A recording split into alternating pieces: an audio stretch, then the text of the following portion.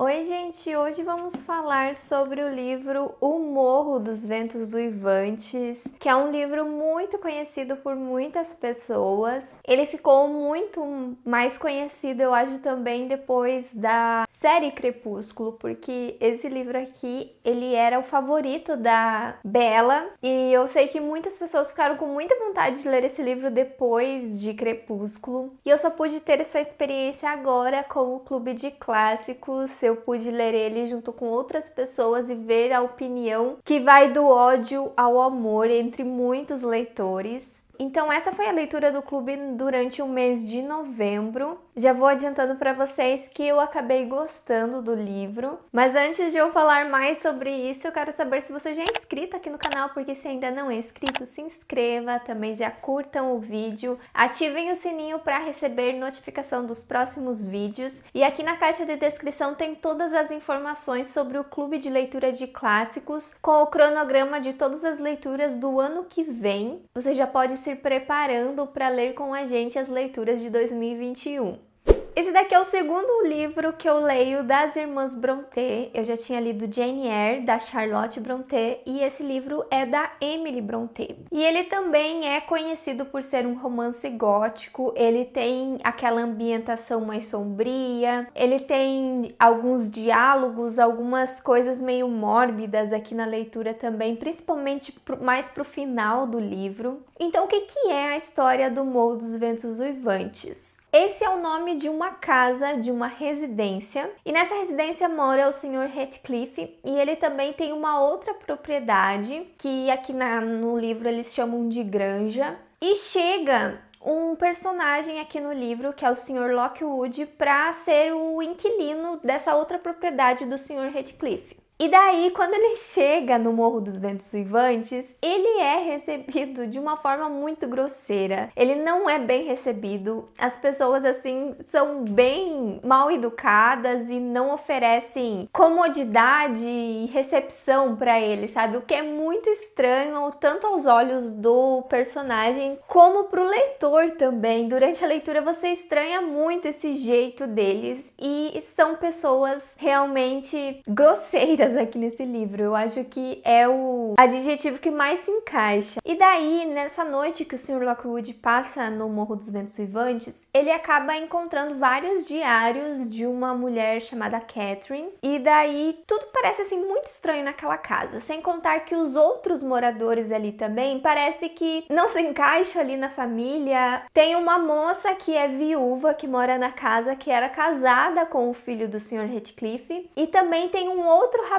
morando ali na casa que o personagem também fica sem entender qual que é o parentesco ali, porque que ele mora naquela casa. Então, depois dessa experiência muito estranha na chegada dele no Morro dos Ventos Uivantes, ele acaba conhecendo uma mulher que sempre trabalhou ali nas residências dessas famílias. O nome dela é Nellie, e ela passa então a contar ali pro personagem toda a história dessas famílias, toda a história do Sr. Heathcliff, desde a chegada dele quando ele era criança, porque ele foi uma criança encontrada assim na rua pelo senhor dono do Morro dos Ventos Uivantes antigamente, e ele meio que foi adotado por essa família. Como ele não tinha origem conhecida, achavam que ele era descendente de ciganos, e é assim que a história começa, gente, com a Nellie nos contando a história dele, voltando pro passado e contando toda a trajetória dessa família, até chegar ali naquilo que o Sr. Lockwood presenciou ao chegar no Morro dos Ventos Uivantes. É essa história que nós encontramos aqui, e ela envolve aqui um grande romance que se desenvolveu, e as consequências desse romance, da forma que ele aconteceu, das coisas que tumultuaram esse relacionamento, levou a várias consequências aí que foi passando até em gerações. E eu acho que isso é o mais interessante que tem aqui no livro, ver o desdobramento de tudo que aconteceu no passado, das consequências dos envolvimentos sentimentos entre os personagens, como que isso foi gerando vários conflitos aí através de vários anos entre essa família, gente. E é uma família muito confusa de nome, assim, para você se entender, para você se ambientar na história. Uma coisa que ajuda muito é você ir anotando bem certinho o nome das pessoas, quem casou com quem, aqui no começo do livro, porque antes da Nellie começar a contar a história, ela já joga assim com quem que o Heathcliff tinha se casado, ela já fala assim uma página bem certinho o grau de parentesco dos personagens. Eu acho que se você anotar isso e ir acompanhando ao longo da leitura, você não se perde muito nesses nomes dos personagens, porque eles acabam repetindo nomes, ou seja, tem duas Catherines aqui nesse livro, e também os sobrenomes.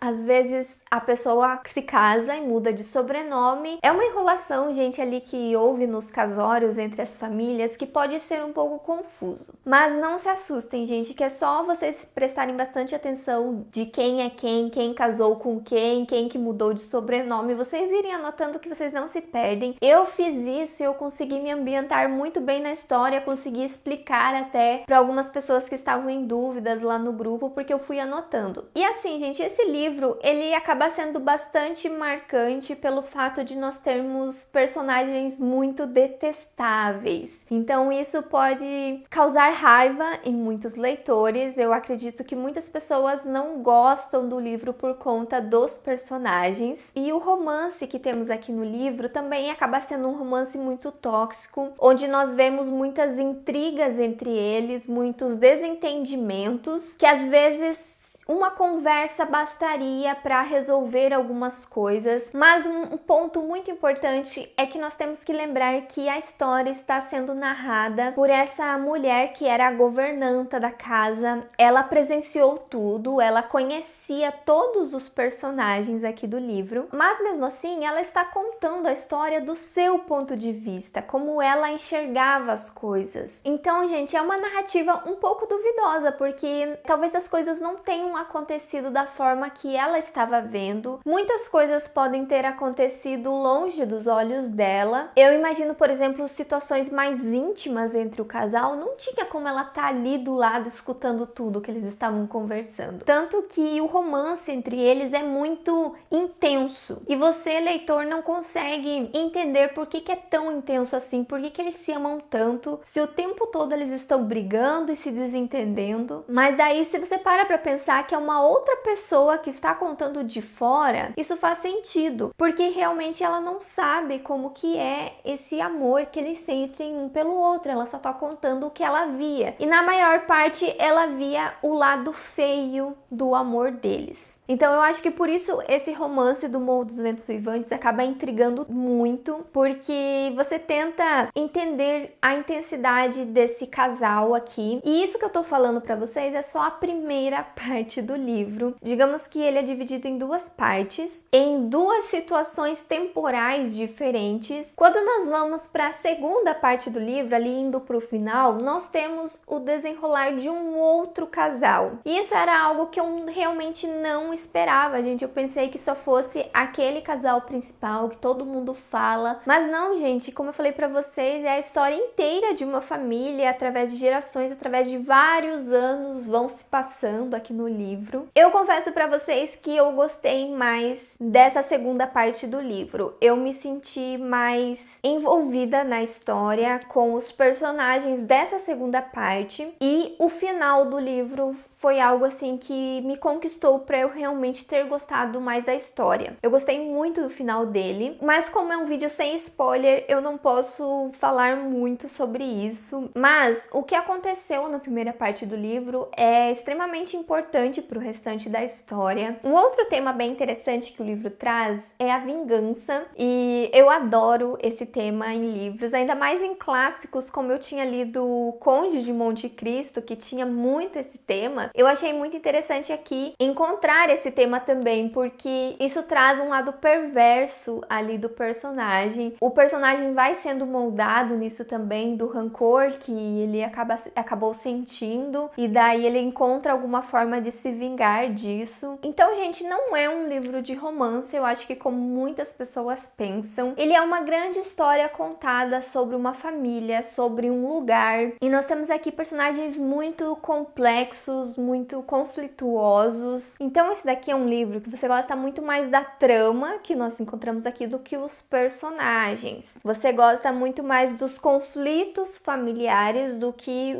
o romance. Tá certo que algumas pessoas possam gostar do romance, como eu vi algumas pessoas comentando, mas eu acredito que não é o forte do livro. Não vá ler ele imaginando uma grande história de amor, aquela história avassaladora, até porque o que é nos mostrado aqui sobre o romance acaba sendo algo muito tóxico, eles não faziam bem um para o outro. E foi tão tóxico assim que quebrou barreiras e foi indo, passando através de gerações e foi algo ruim sendo levado por anos. Mas a leitura vale super a pena, apesar de ter algumas partes meio chatinhas ali no meio da história. Eu confesso pra vocês que teve umas partes assim que me deram sono, mas depois chegando ali na segunda parte do livro, eu acho que eu gostei mais da narrativa e o final, gente, eu achei muito legal. Como eu mencionei no começo, o final teve mais aquela ambientação gótica mesmo, que envolveu até lendas sobre o Morro dos Ventos Uivantes, o que eu achei muito legal assim para um final de história. O desfecho também entre os personagens que ficaram ali no final da história também foi bem interessante. Então foi um final que me agradou muito e por consequência disso eu acabei gostando bastante da leitura e recomendo muito para vocês.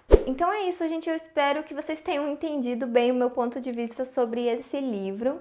Eu tenho uma reclamação sobre essa minha edição da Martin Claret, porque ela tem a lombada exposta e aqui, ó, ela tava desgrudando, tá vendo? Ela era pra ficar assim e ela caiu aqui, ó. Ela tá descolando, eu vou ter que colar de novo. Mas a editora já avisou que eles vão republicar com a lombada colada. Ela até nem vai ser assim quadradona, ela vai ser mais arredondada aqui. O livro Jane Eyre já foi republicado com a lombada colada e esses aqui eles vão avisar quando eles vão republicar de novo. Mas sobre a tradução, assim, eu não tenho o que reclamar, eu acabei gostando bastante. Então me conte aqui nos comentários se você já leu O Morro dos Ventos Uivantes, se você leu agora com o clube ou se você ficou com vontade de ler o livro. Aqui do lado vai ter uma playlist de outras resenhas que eu fiz de clássicos aqui no canal e eu vejo vocês no próximo vídeo. Tchau!